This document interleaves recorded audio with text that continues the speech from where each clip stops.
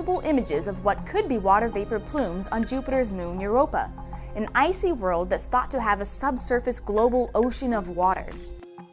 That same team of astronomers has now taken additional ultraviolet images of probable plumes on this icy moon. While these plumes seem intermittent, they appear to have repeated in the same location. Pieces of the puzzle of what's going on with Europa are continuing to come together. When the Galileo spacecraft was orbiting Jupiter in the late 90s and early 2000s, it gathered data to build a thermal map of Europa, and it appears the water vapor plumes Hubble is observing correspond with a relatively warm region on Europa's southern surface about 200 miles across. This thermal anomaly the Galileo spacecraft observed suggested geologic activity was happening in this location, a conclusion now further supported by Hubble's recent observations of water vapor plumes. This phenomenon may be similar to what the Cassini spacecraft has seen at Saturn's moon Enceladus, where there are also water vapor plumes associated with warm regions on the moon's surface. The warm spot on Europa has a couple possible explanations. Perhaps this location is warmed by liquid water a mile or so under the surface, pushing up through the cracks in the ice. Or perhaps the fine mist that's falling from the water vapor plume changes the structure of the surface ice grains, allowing them to retain heat longer than the surrounding landscape. Now that Hubble has shown Europa probably has water vapor plumes associated with warm spots on its surface, this information will be used for planning NASA's upcoming Europa Clipper mission. Europa Clipper will be able to take up-close observations of these probable plumes Hubble identified, and will be equipped with instruments that can detect any additional warm spots and water vapor plumes. This will provide insight into Europa's chemistry, geology, and potential conditions for harboring alien life.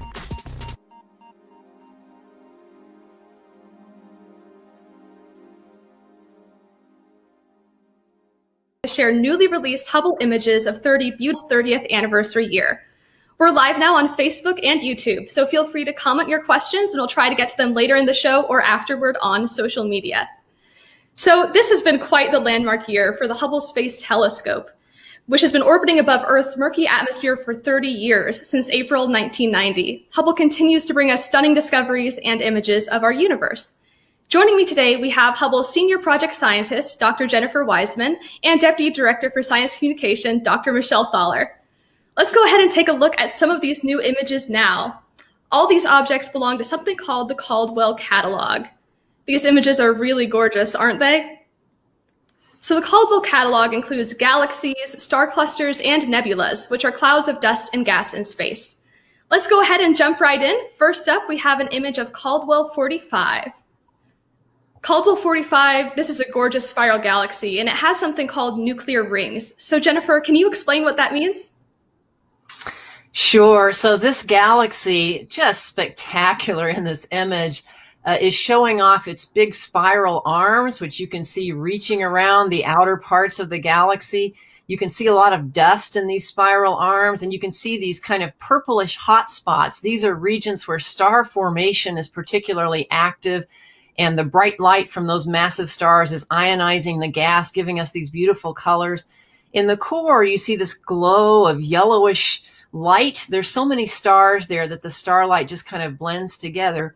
And around the center of this galaxy, we have a ring of particularly bright emission. This is caused when the conditions are just right in galaxies like this for intense star formation. So this galaxy is producing new stars at a high rate, and in particular in that ring around the nuclear part of the galaxy. Yeah, it's really beautiful. We've got another image of a spiral galaxy, Caldwell 36. So Caldwell 36, it seems like we're almost missing a chunk of the photo here. So what are we seeing, Jennifer, or not seeing? That's a good question. So first of all, you see that it's a beautiful spiral galaxy, another case of just a marvelous windmill type pattern of spiral arms with lots of stars, star formation, dusty regions. That kind of stair-step shape in the upper right is actually an aspect of the camera that was used to take this image. The Wide Field Planetary Camera 2 is almost like having 4 cameras in the 4 quadrants of this region. And the upper right quadrant, that camera actually can see things in higher detail than the other 3 quadrants, the other 3 cameras. So if we want it all to kind of be at the same resolution, we have to shrink down the image from that upper right camera or that upper right quadrant so that it matches the same resolution capability of the other three quadrants or the other three camera pieces. And when we shrink it down, it kind of gives us this resulting stair-step pattern in the final image. But if you can kind of ignore the stair-step pattern, you can see the gorgeous, gorgeous central part of this galaxy and the spiral arms around it. And again, another example of nature's spectacular means of arranging stars and continuing the production of new stars in active spiral galaxies like this one. Yeah, thank you, Jennifer. We've got another beautiful galaxy image of Caldwell 29. So at the heart of Caldwell 29, astronomers suspect that there is a supermassive black hole. So Michelle, could you tell us more about what black holes are? Oh, absolutely. So, I mean, the amazing thing about a black hole is that it's a region of the universe where gravity is so extreme, it can actually suck light in itself, and that's why we call them black holes. Now, normally we think of black holes being formed by stars that die and their cores collapse under the force of gravity. But in this case, we're talking here about a supermassive black hole. In the center of a galaxy, black holes can get to millions or even billions of times the mass of our sun. So this galaxy has a particularly mysterious bright center. And although we're seeing visible light here in Hubble and maybe a little bit into the ultraviolet and infrared, what we also measure from this galaxy is X-ray light. X-ray light is only naturally produced when the gases reach temperatures of over millions of degrees. So as things fall in closer to this huge black hole, they get caught by the black hole's gravity and accelerated faster and faster around, almost like water going down a drain. All of that friction heats the gas up to millions of degrees, and it flickers on and off in X-ray light. So in the core of this galaxy that you're looking at here, there is a monstrous, huge black hole. And one of the big mysteries that Hubble and other telescopes are trying to solve right now is how black holes can actually grow that big. Millions or billions of stars must have gone into that black hole. Wow. So the Caldwell catalog also contains something called planetary nebulas, like this image of Caldwell 56. But the term planetary nebula is a little bit misleading. So Michelle, what are we looking at? Well, sure. So here we're looking at something closer to us. When you look out to galaxies, you're looking at things that are millions or tens of millions of light years away. In this case, this is a nebula, a glowing cloud of gas that's in our own galaxy, about 1,600 light years away. And as you mentioned, we call these planetary nebulas, but unfortunately that name was picked before we really understood what they were. We saw all this glowing material around a star, and we thought, hey, maybe there are planets forming. But instead of the birth of a solar system, what we're actually looking at here is the death of a solar system. Planetary nebulas are formed when a star begins to die, and it bloats up to huge sizes, then begins to drift away into space. And what's left at the very center of this nebula is a white dwarf star, a star that's actually just lost its nuclear reactions entirely and is slowly cooling off. So this is a wonderful planetary nebula that it's a little bit poignant. We're actually looking at the death of a solar system. And that's the gases that you see glowing here being unraveled from this dying star. Very cool. Thank you, Michelle. So the next cosmic object we're going to look at is Caldwell 73, which is a globular cluster. You can find Caldwell 73 in the southern skies with binoculars. But Michelle, what exactly is a globular cluster? Oh, these are absolutely wonderful. These are the largest star clusters that are part of our galaxy, the Milky Way. They orbit around the Milky Way, but not actually usually in the disk of the Milky Way. We are in this disk of gas and dust going around. The globular clusters are going every which way around the Milky Way, sort of like a swarm of angry bees, and they are huge. This particular globular cluster, the center of it is about 40,000 light years away from the sun. And it has the mass of over 500,000 suns. And because we think that most of the stars in this globular cluster are actually not as massive as the sun, that means it probably has 1 million stars or more. The amazing thing about these globular clusters is they're also very old. So this particular cluster we estimate to be a little bit over 9 billion years old. And when you think about the sun being somewhere between 4.5 and 5 billion years old, this is an old cluster indeed. So these clusters may give us clues about how the galaxy formed and even what the universe was like many billions of years before the sun and the earth formed. So it's absolutely lovely. I mean, doesn't it look like sort of scattered diamonds and jewels on black velvet? You know, I've had the privilege to be looking at this cluster in the southern hemisphere, and you know, even through a small telescope, it is absolutely spectacular. Yes, it definitely is. Now, one of the coolest things about Hubble is that it can look at cosmic objects in different wavelengths of light. So let's take this image of Caldwell 52. Hubble was able to image this galaxy, this elliptical galaxy, in both visible light and infrared. So Jennifer, when Hubble is looking at an object in the infrared, what is that telling us? Well, we are so fortunate that Hubble is able to look at objects like this galaxy with different kinds of eyes, if you will. Certainly we can look in visible light, but Hubble also has the capability of taking in ultraviolet light, which is bluer than blue, and also somewhat into the infrared part of the electromagnetic spectrum of light, so redder than red. When Hubble looks at visible light, it's capturing starlight in visible light, and also sometimes you can see regions where dust in the galaxy is blocking out some of that starlight. So you can kind of see the blockage there. When we look in the infrared part of the spectrum using Hubble's infrared capabilities, we can see more of the reddish stars throughout the galaxy and more of the emission coming from dust throughout the galaxy as well. Kind of the glow from dusty regions, heated regions. And if we can combine what we see in infrared light with what we see in visible light, we get a much richer picture of what we're seeing in that galaxy. We can learn a lot more. So in the Hubble image, you can actually see the infrared picture up in the top middle, the visible light in the bottom, and the combination of the two in the upper right. And you can see how much we can see and learn a lot more by having both visible and infrared light combined. Definitely. And Jennifer, even after 30 years, Hubble is still bringing us amazing views of the universe. So could you tell us what this landmark anniversary means for the mission? Well, we are delighted that the Hubble Space Telescope is working very well, even though it's been operating in space for 30 years. It's a satellite in orbit around planet Earth. It was launched and deployed by the space shuttle back in 1990. And thankfully, we've had several return visits from astronauts to the Hubble Space Telescope over the years. Each time astronauts have returned to Hubble, they've been able to repair things or install new and improved instruments, including science instruments. So we now have on Hubble a really fantastic suite of cameras and spectrographs. We have good gyroscopes and batteries that help us be able to operate the telescope and point it accurately.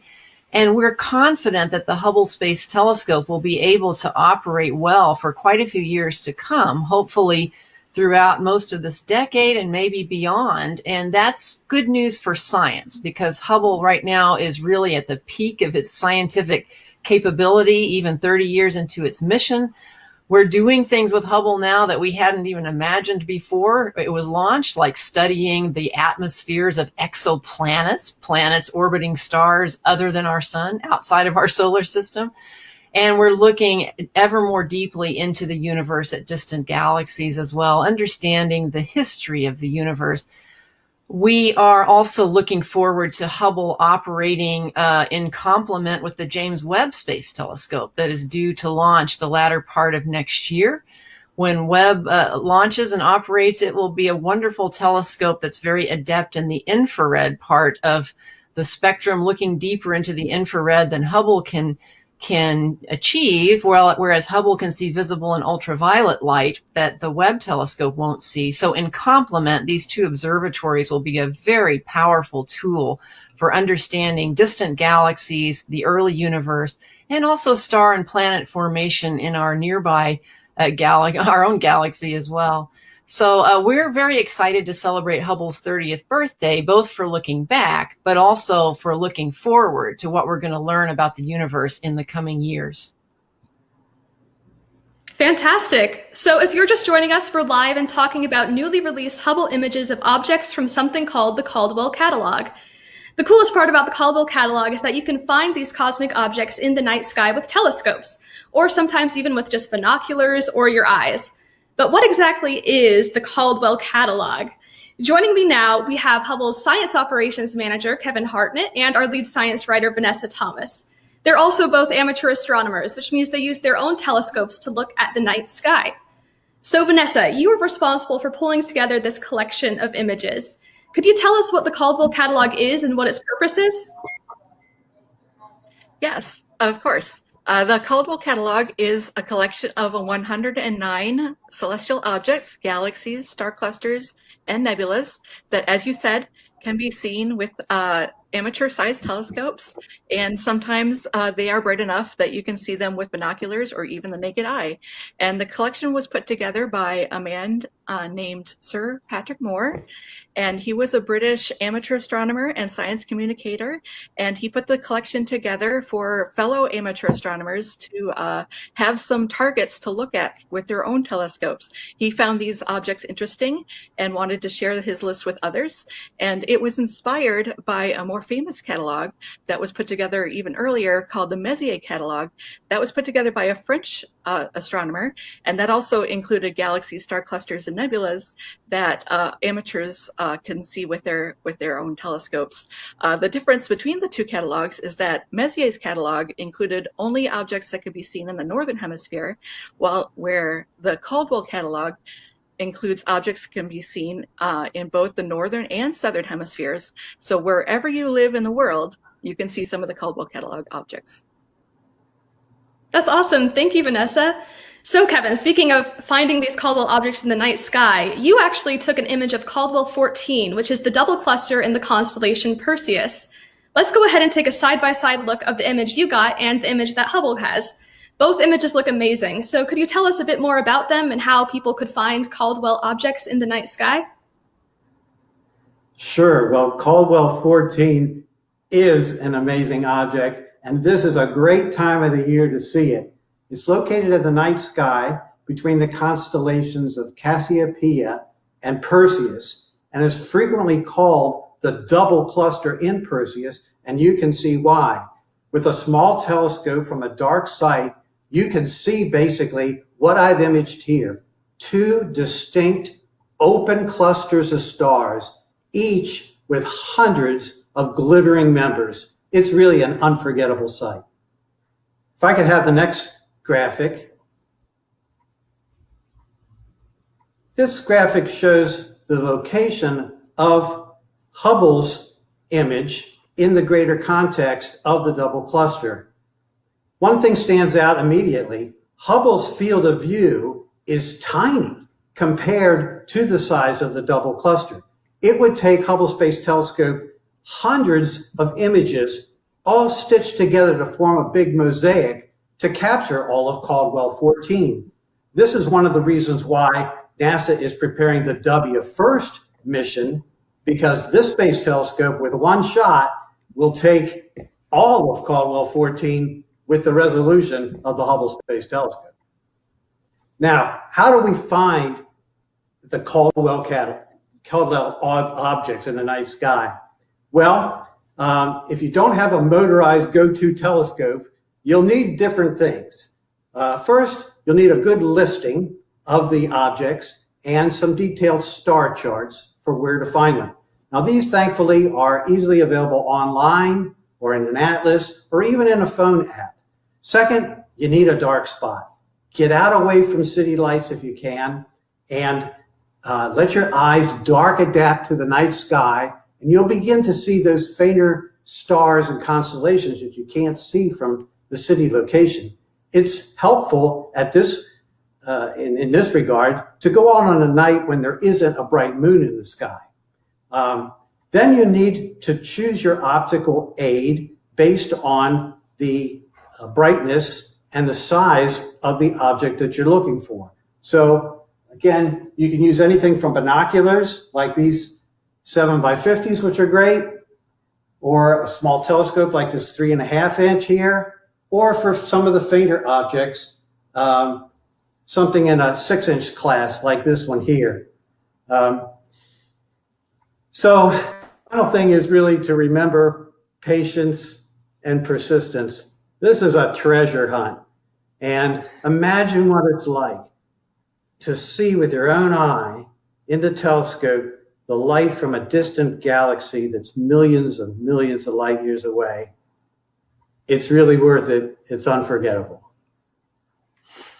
Thank you so much, Kevin. Before we jump into some audience questions, let's check back in with Vanessa. So Vanessa, there are more images and information about the Caldwell catalog online. So could you tell us more about what we can find on Hubble's website? Absolutely. If you go to nasa.gov/Hubble, you will find a link to our Caldwell catalog, and there you'll find some background information about the catalog and Hubble's images of these objects, and you'll see a gallery of all of the objects in the Caldwell catalog that Hubble has observed and we've released images of. And you'll see some of the new ones highlighted in new. And if you click on one of those objects, you'll get the full image. And you may even see more images than just one, because sometimes Hubble has seen more or taken more than one image of an object. And you'll find some information about that object as well as how to observe it. You'll see a basic star chart that'll give you an idea of where the object is located in the night sky, and it'll tell you what constellation it's in and what time of year to look for this object. If you look at the description, it'll give you more detail about whether it's in the northern hemisphere sky or if it's in the southern hemisphere sky, and whether you need a telescope or binoculars or if you can see it with naked eye. Great, thank you. All right, now we're going to take a look at some questions. We have one from Facebook. Okay, so what can Hubble tell us about elusive phenomena like singularities and gravitational distortions? Jennifer, would you be interested in that, or Michelle? Feel free to jump in. I can take a shot at it. We are able to see the effects of some of these unseen phenomena. So let's take dark matter, for example. We now know that the majority of mass in the universe is unseen. It's dark matter, but we know it's there because of its effects, its gravitational effects. One of those effects of dark matter is to actually distort space-time. All mass actually can do this. And if you have a lot of matter together, such as in a cluster of galaxies, there's a lot more dark matter than the visible starlight.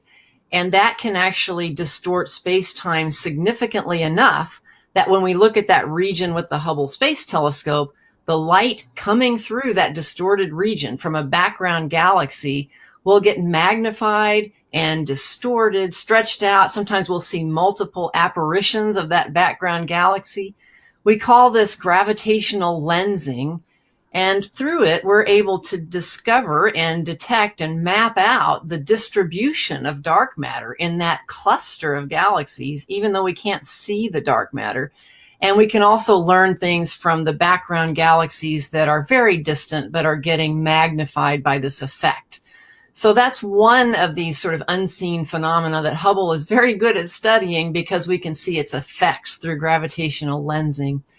We're also contributing to the study of dark energy. This is the mysterious force that seems to be propelling the expansion of the universe to faster and faster rates.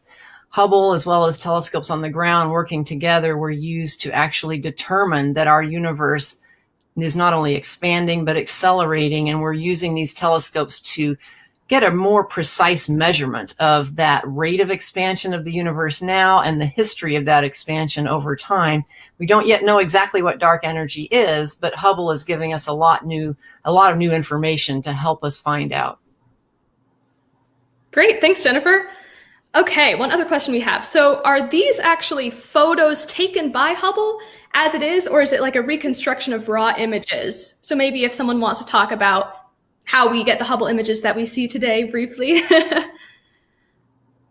Let's see. I vote Vanessa. All right. Sounds good. I can take that. So Hubble takes images in black and white, actually, through different filters. So it uses filters to isolate the type of wavelength that astronomers want to observe. So Hubble's images actually come down black and white, and to get color images, we have to take multiple images, exposures, in multiple filters. So we put those multiple filter images together to create these beautiful color images that you see. And yes, and we do additional processing. Sometimes Hubble takes multiple images of an object because maybe the object is too large to fit in the field of view. So we have to take multiple images to get the whole object or to get more of the object of interest. And so we have to mosaic those images together as well. So there is some processing that goes on, yes. Gotcha. Thanks, Vanessa. Awesome. Okay, so on Facebook, it sounds like we have someone who is a beginner amateur astronomer looking for some tips. So Kevin, do you have any words of wisdom? Well, my best tip for folks that are getting into astronomy is to find a friend to do it with. Now, one has to be careful these days because of COVID, of course, to be in a group doing this, but there are clubs, many clubs out there for amateur astronomers. And if you join a club, which meet virtually now, you can learn a lot about different types of telescopes, different tricks to observe, and it's all very helpful rather than trying to do it alone. So that's really perhaps the best tip that I can give you. Don't do it by yourself, or if you feel like you have to because of COVID, take advantage of online meetings or YouTube videos. There's lots of them out there that describe telescopes or binoculars and how to use them. There's a wealth of information online these days. Great. Thank you, Kevin. All right. I think we're just going to do one more from Facebook. How far away is Hubble from us? So anyone want to take that one on? I can take a jump at it, but it's about 300 and it varies actually, but varies between about 340 and 360 miles above the surface of the Earth.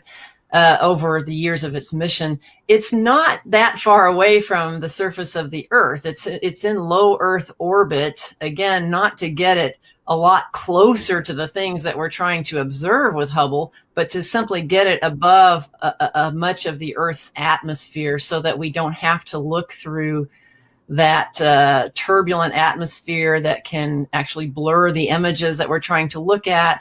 And also the atmosphere of the Earth actually filters out some of the light that we want to capture with Hubble, like ultraviolet light. So it's not very far up. It was deployed there also because that's where the space shuttle could go. And we wanted to use the space shuttle to take the Hubble up into orbit and to return to visit it several times. You should note, however, that a lot of telescopes now in space, and there are other space telescopes now and also in the future, are not being put in low Earth orbit. Some of them are being put much farther away. The James Webb Space Telescope, to be launched next year, the latter part of next year, will be 1 million miles away at a place in space called L2 that is quite far away. We want to keep the Webb telescope very cold. We want those sun shields that you see in the image there protecting the telescope from sunlight and heat to be effective. And we want to be able to have the most sensitive infrared observations possible. So that's why the Webb telescope will be put much farther away from Earth than Hubble was put. Absolutely. I think we do have time for one more question, and maybe Michelle can take this one. Speaking of James Webb, which is coming next year, is Hubble getting upgraded after James Webb, or what are we looking at with the future of our space telescopes? Well, right now there is actually no plans to visit Hubble with the astronauts again, and part of that is because we don't have the space shuttle. So Hubble is not actually in the correct orbit. The space station, for example, is in a very different orbit than Hubble. So we hope that Hubble keeps working as well as it is now, maybe even for a decade. The last mission that went up there in 2009 replaced a number of the cameras. So the cameras are actually much younger than 30 years, just a little bit more than 10 years old. And they also did things like replace gyroscopes so that the telescope will be able to point itself very well. So, some of the things that I'm really excited about as far as what we're doing in the future of Hubble, we're working on, for example, catalogs that astronomers all around the world can use, catalogs of say, star regions where young stars are being formed right now.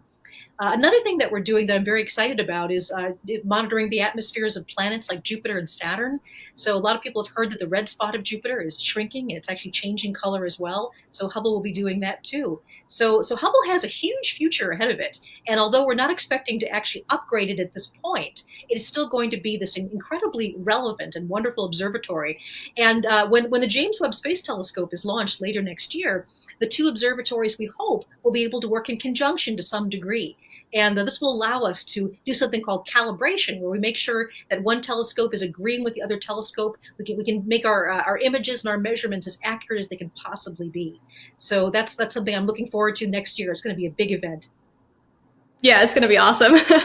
Well, thank you all for sending in these questions. Unfortunately, we're going to have to wrap things up for today, but if we didn't get to your question here, we'll try to answer it later on social media.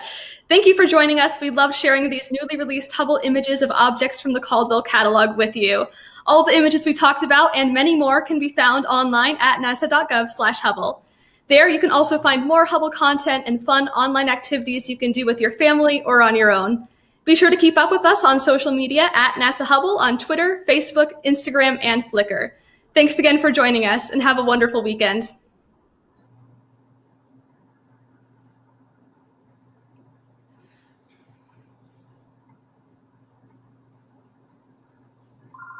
Critical for Hubble. It always has been. Without the shuttle going up to replace any equipment failures that we have to make do with what we have. What we really are concentrating on is just keeping the telescope working and keep the science going. And everything looks excellent, and we have no reason not to expect that Hubble will last until the late 2020s and beyond.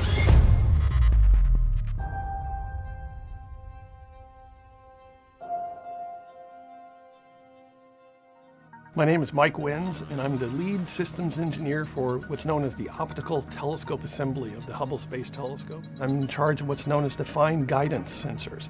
These are the instruments that actually help Hubble do the exquisite and precise pointing that it does. Right now we're getting ready to perform an observation. The telescope is going to be trying to go to acquire some guide stars in just a few minutes here. The stock is the Space Telescope Operations Control Center, where we send commands to the spacecraft. On a daily basis, we have to send up what's known as command loads. Step to DTMR is good. Step 3 is complete. Because the computers on Hubble are very old and they have very little memory, in fact, most of your memory sticks today are 20, 30, 100 times bigger than Hubble, we have to send up essentially a load of all the commands Hubble's going to be doing for the next 24 hours. On a routine basis, we always keep 24 hours of instructions on board, so it's routinely updating for the new sequence 24 hours in advance. We'll start with doing our premise uplink. Hubble is always working, it's always doing something, it's always doing some sort of observation or calibration or getting ready for the next task. We'll be logged on our board at 14:33:17. Hubble is truly a 24/7, 365-day-a-year instrument, so Hubble can keep on going. It never stops. And we are configured. It's been verified. Now we do have to, because of this low Earth orbit we're in, the actual observations, when we're taking a picture of something or doing a science observation, we actually have to wait because sometimes the Earth gets in the way. So we have to pause, wait until the Earth gets out of the way as we go back around and start the observation back up. You have constraints. You don't want the optics pointing at the sun, and you don't want the instruments to have their shutters open when you're looking at the Earth, because the Earth is bright for them. And then we have the South Atlantic Anomaly, the SAA, which is a portion of the Earth where we get proton hits that will affect the electronics in Hubble and can also affect the instruments in Hubble. And so we have to plan out very carefully our targets and observations. We have a timeline that's laid out to maximize the efficiency of it. Hubble can actually take observations during day and night passes. Every 95 minutes, we go around the Earth. The batteries will charge from the solar rays during the day pass, and then at night, batteries power the observatory so we can continue observing. The scheduling with Hubble, we're trying to put it together as efficiently as possible, minimize our gaps. The goal is to constantly keep it busy. We're constrained to a certain extent, but whenever we have visibility, we are observing. The demand for use of the Hubble Space Telescope from scientists around the world is very high. Hubble is at its most productive. It's got some of the best instruments that have ever been on board it. There's a very high demand. Hubble's performing exceptionally well. 2, 1, and liftoff of Space Shuttle Atlantis. The final visit to enhance the vision of Hubble into the deepest grandeur of our universe. Since the final Space Shuttle servicing mission, we're using Hubble to get the best kind of science return we can from the suite of instruments that we have. So our focus now is on making sure we get the best science while it's still operating so well. Luckily, at the end of the last servicing mission, we were actually left with a telescope in great condition, but Hubble is getting older and older. It's a very old telescope. Now, 10 years after the last servicing mission, we can't rely upon servicing missions to fix things, so we have to rely upon our own ingenuity to be able to figure out if something does fail, what are the alternative paths that we have. For the telescope to keep giving us this peak science, we need lots of things to be working together very well on the telescope. We need a pointing accuracy system that is outstanding and keeping that whole system healthy and functioning so that we can point Hubble very accurately even while it's whizzing around Earth in its orbit. For the telescope to be able to do the science it needs to do, we have to hold it very, very steady. There is actually a little bit of motion. I mean, it's hard. We're zooming around the Earth at 17,000 miles an hour, so it's hard to hold the telescope perfectly like that. The gyros are working really good. The gyroscopes can sense motion in each direction. And so because of the gyroscopes that we have on board and how sensitive they are in terms of sensing motion, that we can keep our cameras steady. Gyros are very good at measuring these very small rates. The fine guidance sensors are actually sort of used, I always like to describe it as backseat drivers. And they constantly tap on the gyro's shoulders. It's about once a second. And they keep saying, turn left, a little bit more right, a little bit left, a little bit right. I mean, it must be driving the gyros nuts. So the fine guidance sensors allow you that really fine control, but actually it's the gyroscopes driving the telescope. And they're doing a perfectly good job here. Everything looks good, our stars the right brightness. The reason that is because we need to make sure we have the correct guide stars. One of the things we look at is the brightnesses, and that's what we're measuring here. Those are about right for what the stars were. But also, we wanted to make sure they were exactly as far apart as we thought they were going to be. And it did. It did a check, and it passed a very, very tight tolerance check to make sure that those were the right stars. So we know we're locked up on the stars. We got a good lock here. The gyroscopes are very critical because to be able to move from one position to another position, the gyroscopes are the only thing that can tell us how we can do that. We have 6 gyroscopes on board Hubble. Currently, 3 of them are still working. And 3 is sort of what people used to think of as the minimum number, but we have developed a science mode where we only need 1 gyro. A big part of our job is to make sure that we can extend the life of Hubble and continue doing the high performance science that we're doing for many more years. And what we've done is we've gone through all the critical components of Hubble and said, how can we potentially make them last longer, as you might do with your own car, as it's getting more miles on it. The gyroscopes have been our most problematic piece of hardware, so I helped lead an effort to develop a 2-gyro science mode. And we were able to use that mode on orbit and be able to perform science. And then learning from that, we actually developed a 1-gyro science mode that we've been able to test on orbit, but we haven't been called on to use. But in the end, possibly 5 to 10 to 15 years from now, when we're down to potentially our last gyroscope, that is the mode we will be in. Before we do anything on orbit for the first time, we have to test it out on the ground.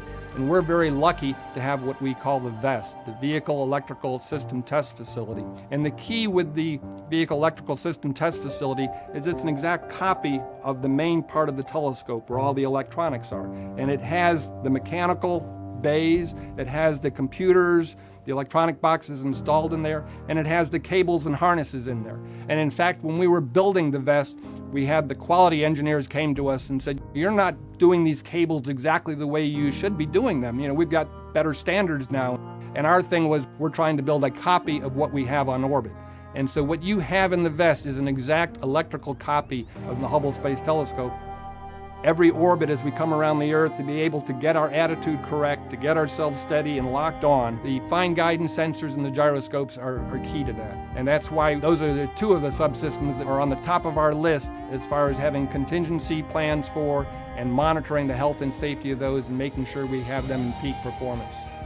When something fails on Hubble, or we have an anomaly, something we don't understand, one of my jobs is to bring together the experts, which may be a thermal engineer, a mechanical engineer, an electrical engineer, a software engineer, all these different people. And we'll say, how do we deal with this issue? And how can we work around it and return back to peak science? What you do is you come up with a list of what is available to you on the telescope in terms of potential. I could close this relay or open that relay or turn on this box.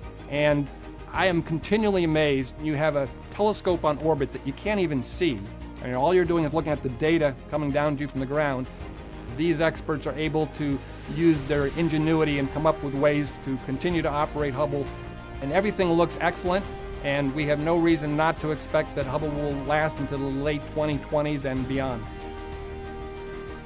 I personally am extremely grateful to the Hubble operations team, these people who work day and night to keep Hubble operating, providing exquisite science return, giving us the information that we need to know how Hubble's doing. Is it doing the kind of accurate pointing that we need? Is it getting the sensitivity in the various wavelengths of light in the various instruments that we need to have to do the science? Are we able to calibrate those observations in an accurate way? We couldn't do any of those scientific analyses if we didn't have this team of operations experts behind the scenes making sure that the details of Hubble's technical operations are being monitored, being handled, being managed, being planned in a near perfect way.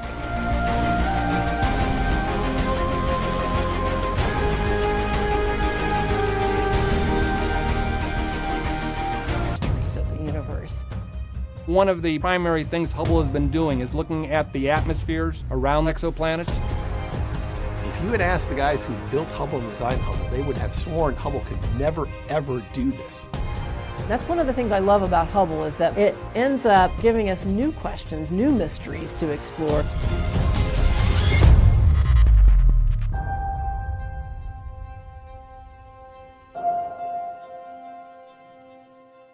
My name is Larry Dunham. I'm the Chief Systems Engineer for Flight Systems here on the Hubble Space Telescope. I started on the Hubble program back in the summer of 1982 when Hubble was being built out in California.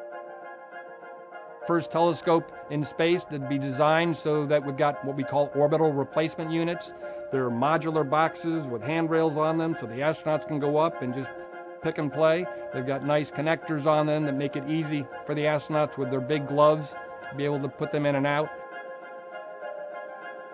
We've had 5 servicing missions. We have replaced some equipment multiple times, especially the instruments. We're always going with the advanced technology. The telescope we have today on orbit is not the telescope that we launched originally. We've been able to replace all 5 of our science instruments with instruments that have the technology that didn't even exist when Hubble was being built originally. The Hubble Space Telescope is really an observatory because it has several science instruments, several modes of operation. We have multiple cameras, multiple spectrographs. They each have different capabilities in terms of their sensitivities or the kinds of frequencies they can receive, the electromagnetic spectrum. We can also use Hubble in different kinds of intriguing modes depending on what we're trying to observe. There are different types of observing scenarios, and one of the things the scientists have been able to do is they've been able to come up with very interesting and unique observing scenarios that allow them to do science that they never thought they could do before.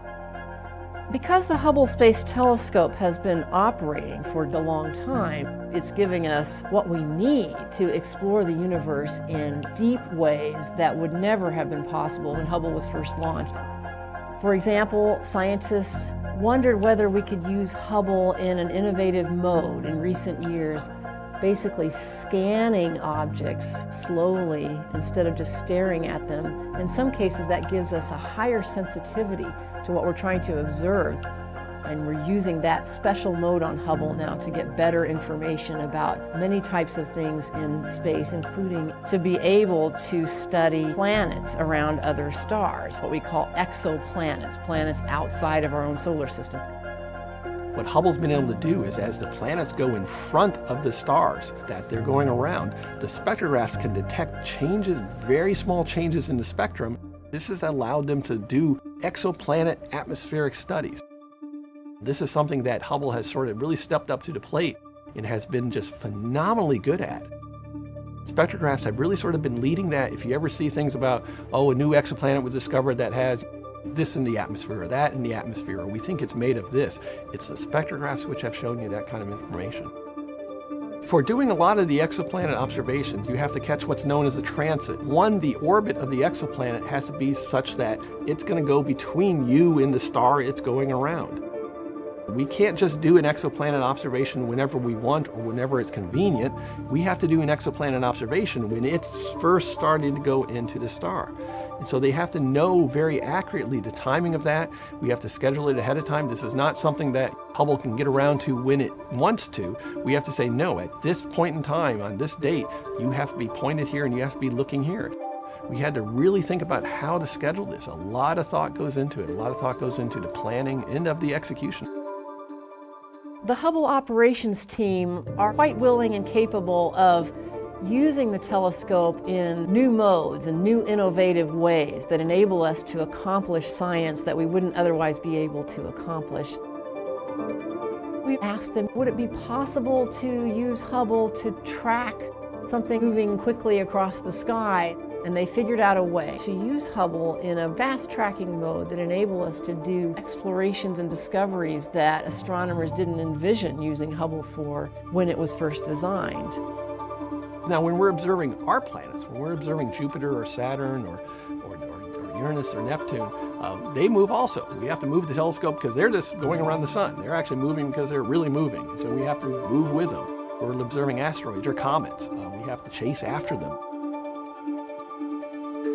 Oumuamua, we know came from outside of our solar system, is like a big asteroid that was detected whizzing through our solar system. We wanted to use Hubble to observe this as well, and we were able to track it. This is not a simple operation. It's moving at more than 100,000 miles an hour, so being able to observe this and track it is a wonderful capability that the operations team has enabled Hubble to have. The telescope is big, it's massive, it moves about the same speed as the minute hand on a clock. So to move from pointing one thing to go completely around the other one takes us a half an hour. It is not a very fast motion. We actually use a very interesting technique. It's using Newton's third law. We have these very large reaction wheels on it. They're about 2 feet across, very, very heavy, very, very massive wheels. You start spinning those wheels one way, the telescope will spin a little bit in the opposite direction. This is how we can move the telescope from one part of the sky to another part of the sky. Once we've moved the reaction wheels and we've moved the telescope so we're in the right spot, now we have to get in the exact location to put the target in the science instrument aperture. What's going to happen now is the FGSs are going to start talking to the telescope, talking to the flight software computer and saying, I want you to move the telescope over here a little bit to be able to position the science for the science aperture. Most of the time we use the Hubble Space Telescope to do observations that have been planned quite a bit in advance. Observers around the world, astronomers will write proposals. We will then take those accepted proposals and observe whatever it is that the astronomer has proposed. But sometimes there are things that happen that are unexpected or rapid events that we need a more rapid response. We have a capability of what we call a target of opportunity. And that's when something unexpected happens in the universe that astronomers, they want to immediately jump on that as fast as possible with Hubble. Case in point was the gravitational wave detection to neutron stars colliding. A target of opportunity was submitted for Hubble to actually go look at the remnant and see if we could